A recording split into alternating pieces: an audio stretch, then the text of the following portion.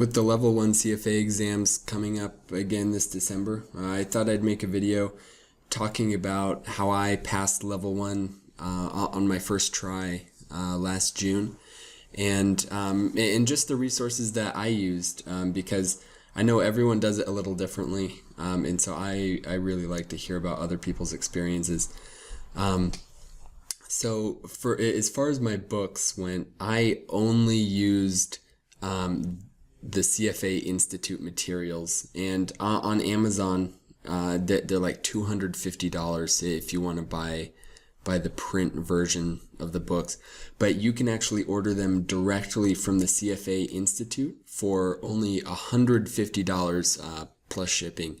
But either way, it works out a lot cheaper than buying the books on Amazon or from some other third party.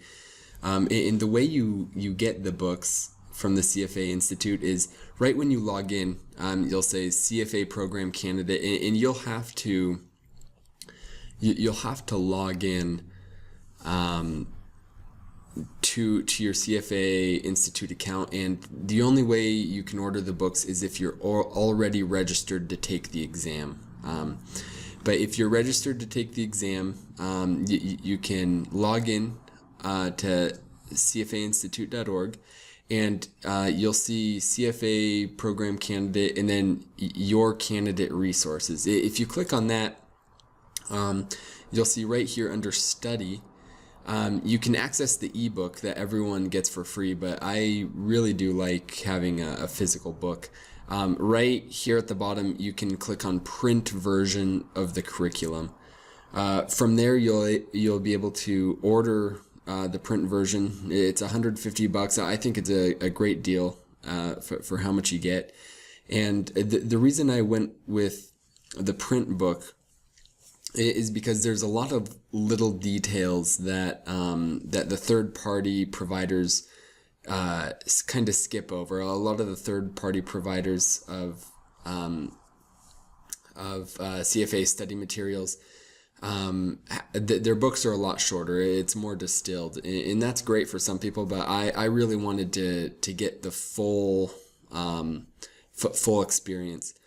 The one third-party provider that I did use, he's actually on just on YouTube. He has all of his Level 1 videos on YouTube, and that's Mark Meldrum.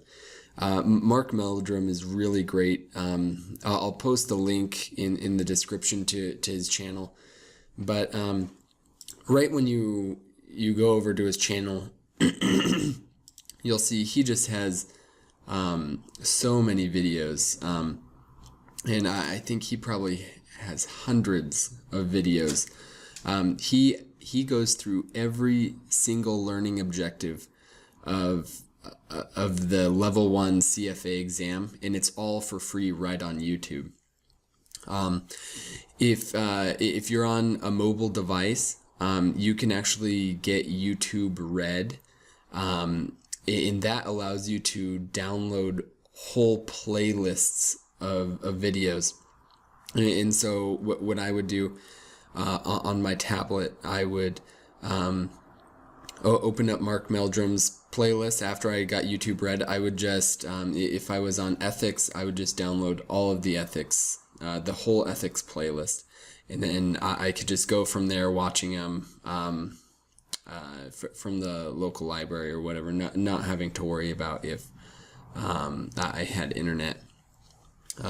And sometimes it helps to shut your internet off when you're studying for a lot of hours. But if you're gonna, I definitely recommend trying out his videos. Also, if you're gonna give these a try, I recommend downloading a Google Chrome extension called the Video Speed Controller. YouTube does allow you to play YouTube videos faster, like at 1.25 speed or 1.5 speed. But Video Speed Controller, I think is better because it allows you to adjust the playback speed in increments of 0.1, which I think is great. And I wish I had learned about that faster. or sooner in my experience. Also, when you're studying for the CFA, when you go to take the exam, there are only two calculators that you can use. The first one is this Texas Instruments BA2 Plus. And there's two versions of this that you can take into the exam. This is the plastic version, and then they do have a metal version, the professional version. I really like this version better. I ended up buying both of these ones, and I ended up liking the metal version better. I didn't like the feel of the keys, how they clicked at first, but after I used it a lot, it really broke in, and I really liked it. The other calculator that you can use, that's approved for use on the CFA exam, is the HP 12CP financial calculator. The reason I did not get this is because it uses RPN data entry, and I just do not like that kind of data entry. I think a lot of people my age are not used to using that, but it was more common maybe a decade or two ago. But those are the two. These Texas Instrument ones. These are just two versions of the same calculator, and then the other calculator that's approved is this HP one. I'll put links to all of these calculators in the description of this video. And I also just wanted to talk a little bit about how I went through the curriculum. I started reading every page of my books, and I had started studying in January for the June test, and I realized I was just going too slow. And so I was searching around, and I found Mark Meldrum on YouTube, and he has a lot of really good advice for the test. But I started with ethics. He recommends you start with quantitative methods, and then do ethics last. But I actually did ethics first, and then I just went in order. I did quantitative methods second, and then all of the other sections in order. I really like that way. I definitely do quantitative methods near the beginning, because a lot of the material builds off of the material covered in quantitative methods, and a lot of the material in quantitative methods is stuff that you would have covered in your undergrad, but a lot of it was also new to me, and it was good to have a refresher.